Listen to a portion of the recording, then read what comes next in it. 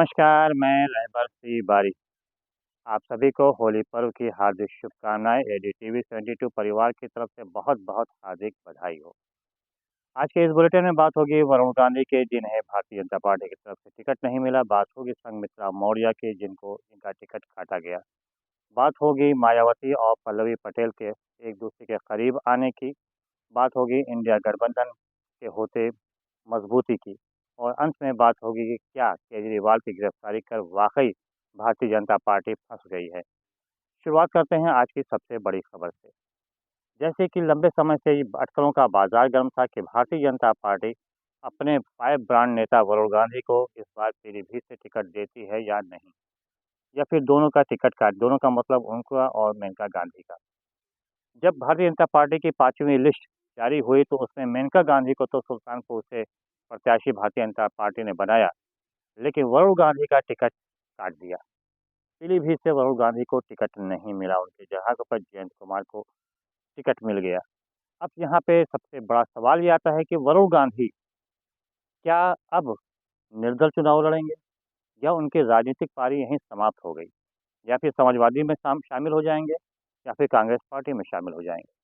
आज होली पर्व के दिन जिस प्रकार से गांधी परिवार एक साथ आया काफी लंबे समय के बाद, और प्रियंका गांधी के बदौलत राहुल गांधी और वरुण गांधी एक साथ सामने आए, और ऐसी संभावना अब व्यक्त की जा रही है कि वरुण गांधी पीलीभीत से निर्दल चुनाव लड़ेंगे और उनको समर्थन मिलेगा इंडिया गठबंधन का। अब देखना ये होगा कि क्या वाकई वरुण गांधी इंडिया गठबंधन के समर्थन से चुनाव लड़ने जा रहे हैं। और अगर ऐसा होता है और वरुण गांधी का समर्थन कांग्रेस और समाजवादी पार्टी करती है, तो सिर्फ पीलीभीत सीट पर ही नहीं, कई अन्य सीटों पर भी इसका बड़ा प्रभाव पड़ने जा रहा है। तो वहीं बात किया जाए स्वामी प्रसाद मौर्य की पुत्री संघमित्रा मौर्य की, जिन्हें एक बार फिर से टिकट काट दिया, इसकी संभावना पहले से ही व्यक्त की जा रही थी कि भारतीय जनता पार्टी इस बार उन्हें टिकट नहीं देने जा रही। तो अब क्या संघमित्रा मौर्य समाजवादी पार्टी में शामिल होने जा रही, ये भी सवाल आता है। और समाजवादी पार्टी ने पहले से ही कह रखा है कि अगर संघमित्रा मौर्य उनके पार्टी में शामिल होती है तो उनको उनके लिए दरवाज़ा खुला है और उनको टिकट दिया जाएगा।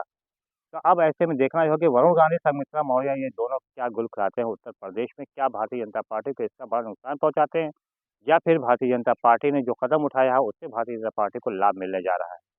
वहीं दूसरी तरफ राजनीतिक गतिविधि में तेजी के साथ बदलाव होते हुए एक और बात सामने आई, वो ये है कि मायावती और पल्लवी पटेल एक दूसरे के करीब आने जा रहे हैं। दोनों में काफ़ी हद तक गठबंधन की बात भी हो चुकी है, और संभावना व्यक्त की जा रही है कि 1-2 दिन में दोनों ही एक साथ मंच साझा कर इस बात की घोषणा भी कर दें कि दोनों दल एक साथ चुनाव में उतरने जा रहे हैं। अगर ऐसा होता है तो एक बार फिर से खासतौर से फूलपुर के एरिया की जितनी भी सीटें हैं वो काफ़ी प्रभावित होंगी, क्योंकि कुर्मी वोट और बहुजन दलित वोट और खासतौर से फिर मुस्लिम वोट, अगर ये तीनों इकट्ठा हो गए तो उस एरिया की जो सीटें हैं वो इंडिया गठबंधन हो चाहे एनडीए गठबंधन, दोनों को फिर से नुकसान हो सकता है। बात किया जाए अंत में कि क्या भारतीय जनता पार्टी अरविंद केजरीवाल की गिरफ्तारी के पश्चात कराकर क्या वाकई फंस गई है, क्योंकि जिस प्रकार से अरविंद अरविंद केजरीवाल की गिरफ्तारी के बाद इंडिया गठबंधन एक साथ आया है और मजबूत हुआ है और एक साथ खड़ा हुआ है अरविंद केजरीवाल के पीछे, उससे इंडिया गठबंधन को काफ़ी मजबूती हुई है। और इसके अलावा जो घोषणा की गई है कि आगामी दिनों में शीघ्र ही दिल्ली के रामलीला मैदान पर बड़ी रैली होने जा रही है अरविंद केजरीवाल के समर्थन में। अगर ऐसा होता है तो इससे भारतीय जनता पार्टी को नुकसान भी हो सकता है। और जिस प्रकार से अरविंद केजरीवाल को लेकर पूरे देश में जगह जगह धरना प्रदर्शन हो रहा है, विरोध हो रहा है, उससे भारतीय जनता पार्टी कहीं न कहीं बैकफुट पर होती नजर आ रही है। और अगर ये आंदोलन लंबा चल गया तो इसका भारतीय जनता पार्टी को काफ़ी नुकसान उठाना पड़ सकता है। फिलहाल देखना ये है कि अभी आगे और होता क्या-क्या है। जिस प्रकार से भारतीय जनता पार्टी लगातार ऐसे चेहरों को सामने ला रही है या तो नए हैं या फिर दूसरी पार्टी से निकल कर आए हैं। भारतीय जनता पार्टी की पाँचवीं लिस्ट की बात करें तो सबसे बड़ा चौंकाने वाला नाम कंगना राणावत है, जो काफ़ी लंबे समय से भारतीय जनता पार्टी जुड़ी हुई हैं और कांग्रेस के ऊपर लगातार हमलावर भी रहती हैं। ये इन्हें हिमाचल प्रदेश से चुनाव लड़ाया जा रहा है। इसके अलावा रामायण में भगवान राम की भूमिका निभाने वाले को भी भारतीय जनता पार्टी ने मैदान में उतार दिया है।